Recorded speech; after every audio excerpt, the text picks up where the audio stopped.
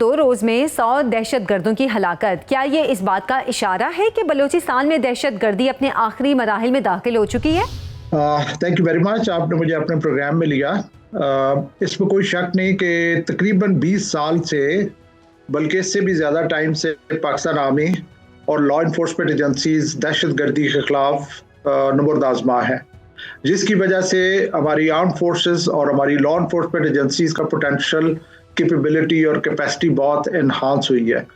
तो ये जो परफॉर्मेंस बलूचिस्तान में लॉ इन्फोर्समेंट एजेंसीज ने दी है, जिसमें 100 से ज़्यादा दहशतगर्द मारे गए हैं, ये बहुत बड़ी कामयाबी है। और लेकिन साथ साथ ये एक लम्हा फिक्रिया भी है कि एक ऐसे टाइम के ऊपर जब पाकिस्तान के अफगानिस्तान के साथ भी तल्लुकात ख़राब हैं, इंडिया को भी चंद माह पहले हमने बहुत बुरे तरीके से शिकस्त दी, वो भी ऑपरेशन सिंदूर को जारी रखने की बार बार अंदिया देता है। ईरान जो है वो बिल्कुल उस धाने पे खड़ा है जहाँ पे किसी वक्त भी अमेरिका उसके ऊपर स्ट्राइक्स कर सकता है। इस तरह की इन्वायरमेंट पे, इस तरह की सिचुएशन में बलूचिस्तान में इतने बड़े स्केल के ऊपर टेररिज्म और दहशतगर्दी का होना थोड़ा सा हमारे लिए लम्हा फिक्रिया भी है। लेकिन बहुत काबिल सताइश बात है कि हमारी लॉ इन्फोर्समेंट एजेंसीज ने इन दहशतगर्दों को जन्म हासिल किया। अच्छा, गैर बलोच आबादियों और आम शहरियों को निशाना बनाकर दहशतगर्द दरअसल क्या पैगाम देना चाहते हैं? देखिए, दहशतगर्द तो वर्ड ओवर हमेशा से उनका यही तरीका होता है कि वो खौफ फैलाते हैं, और उस खौफ की वजह से वो जो आम शहरी हैं, जिनको हम 3 कैटेगरीज होती हैं इस तरह के ऑपरेशंस में। एक है वो जो कि दहशतगर्द हैं, दूसरे हैं जो उनके सिंपथाइजर्स हैं, जो उनको जगह देते हैं, उनको सपोर्ट करते हैं, उनको हर लिहाज से उनको वसाइल देते हैं, और तीसरे हैं जो कि फेंस सिटर हैं, जो कि बिल्कुल फेंस पे बैठ के देख रहे होते हैं कि हालात किस तरफ को जाते हैं। तो इनकी कोशिश दहशतगर्दों की होती है कि उन फेंस सिटर को अपने साथ मिलाएं, और उसके लिए ये खौफ फैलाते हैं, ये दहशतगर्दी फैलाते हैं। इसीलिए उनको दहशतगर्द कहा जाता है कि ये जो आम लोग हैं उनको टारगेट करके उनको उनके दिलों में खौफ और दहशत फैलाई जाए, ताकि वो इन दहशतगर्दों का साथ दें। तो इस तरह के इनके ऑब्जेक्टिव होते हैं ऑल ओवर द वर्ल्ड। अच्छा, क्या ऑपरेशन हैरफ 2.0 बलूचिस्तान में मादनी मंसूबों और अरबों डॉलर की सरमायाकारी के खिलाफ एक भारतीय रद्द-ए-अमल था? देखिए, 2-3 चीजें हमें देखनी होगी। पहली तो बात यह है कि मई 25 में जो हमने भारत को शिकस्त दी और बहुत बड़ी एम्बेरसमेंट उठानी पड़ी भारत को, और वो ऑपरेशनल जो कन्वेंशनल ऑपरेशन है जिसको हम जंग कहते हैं, उसमें चेकमेट हो गया और उसकी ऑप्शन बहुत कम रह गई कुछ अरसे के लिए एटलीस्ट। तो उसने बार बार ये अंदिया दिया कि वो ऑपरेशन सिंदूर को जारी रखेगा। तो ये जो एक्टिविटीज है, इसको हमें ऑपरेशन सिंदूर की एक्सटेंशन के तौर पर ही देखना है। बलूचिस्तान का जो रीजन है वो फ्यूचर में जो राइवलरी है यूएस और चाइना के दरमियान, उसके लिए भी बहुत अहम और क्रिटिकल है, या पाकिस्तान और इंडिया के दरमियान, उसके लिए भी बहुत अहम और क्रिटिकल है। तो बलूचिस्तान में जो बदअमनी है वो उन ताकतों को फ़ायदा पहुंचाएगी जो कि नहीं चाहते कि यहाँ पे किसी किस्म की तरक्की हो, या यहाँ से इस रास्ते से, बलूचिस्तान के रास्ते से, मकरान कोस्ट के रास्ते से चाइना जो है वो इंडियन ओशन तक रसाई हासिल करे।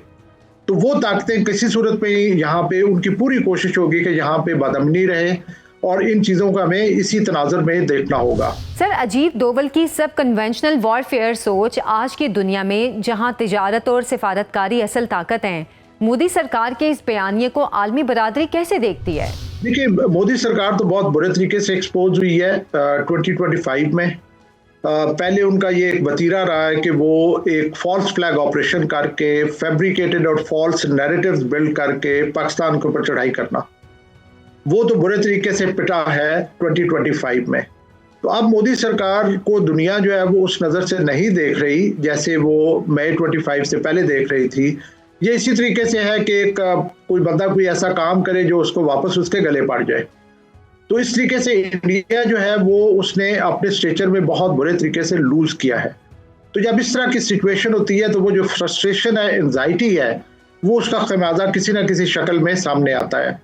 तो इंडिया जो है वो काफ़ी देर से कोशिश कर रहा है कि पाकिस्तान को डिस्टेबलाइज करे, पाकिस्तान को हर्ट करने की कोशिश करे। डायरेक्ट वॉर में तो वो कर नहीं सका, तो इस तरह की बुज़दिलाना कार्रवाइयों में वो करने की कोशिश पहले भी करता रहा है और आइंदा भी जारी रहेंगी।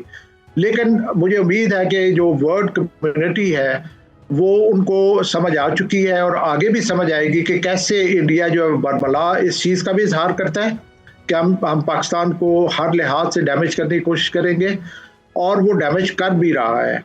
तो इस तरह की जो रियासत की दहशतगर्दी किसी दूसरी रियासत के साथ, मैं समझता हूँ कि बहुत अनफॉर्चुनेट है और इसका नोटिस वर्ल्ड कम्युनिटी को लेना चाहिए।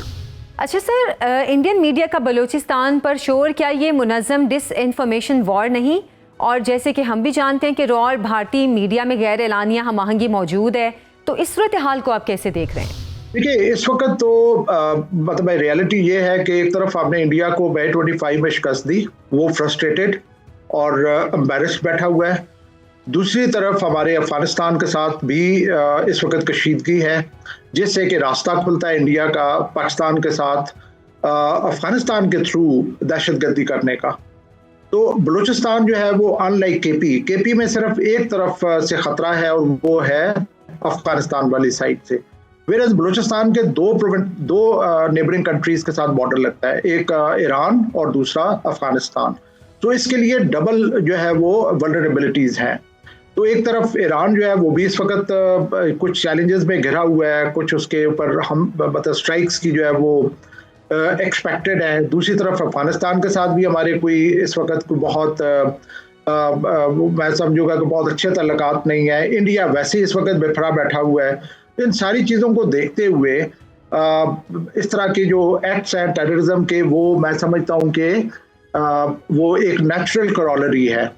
बाकी डिसइंफॉर्मेशन तो ज़माना ही आज उसका है, सोशल मीडिया का ज़माना है। इसमें नैरेटिव और डिसइंफॉर्मेशन इस तरीके से फैलाई जाती है कि झूठ को भी सच साबित करने की कोशिश की जाती है। अच्छा, भारत अपनी दाखिली बहरान छुपाकर बलूचिस्तान को क्यों उछालता है और पाकिस्तान को इसका जवाब किस सतह पर देना चाहिए? देखिए, भारत जो है वो उसके ऑब्जेक्टिव्स दाखिली से ज़्यादा बड़े हैं।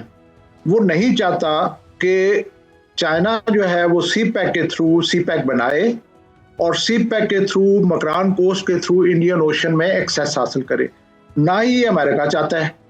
तो अगर CPEC को किसी ने रोकना है और चाइना के इस एरिया में जो एम्बिशंस हैं उनको रोकना है, तो फिर या तो वो रीजन जहां से कि CPEC गुजरता है वहां पे अगर आप बदअमनी फैला दें तो CPEC का जो है वो एग्जीक्यूट होना बहुत बड़ा एक चैलेंज बन जाएगा।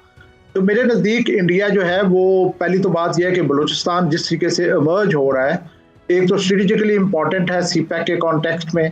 दूसरा, यहाँ पे नेचुरल जो मिनरल्स हैं, रेयर अर्थ मेटल्स हैं, उनकी अवेलेबिलिटी जो है वो एक बहुत एक इकोनॉमिक प्रॉस्पेरिटी के लिहाज से पाकिस्तान के लिए बहुत ज़रूरी है।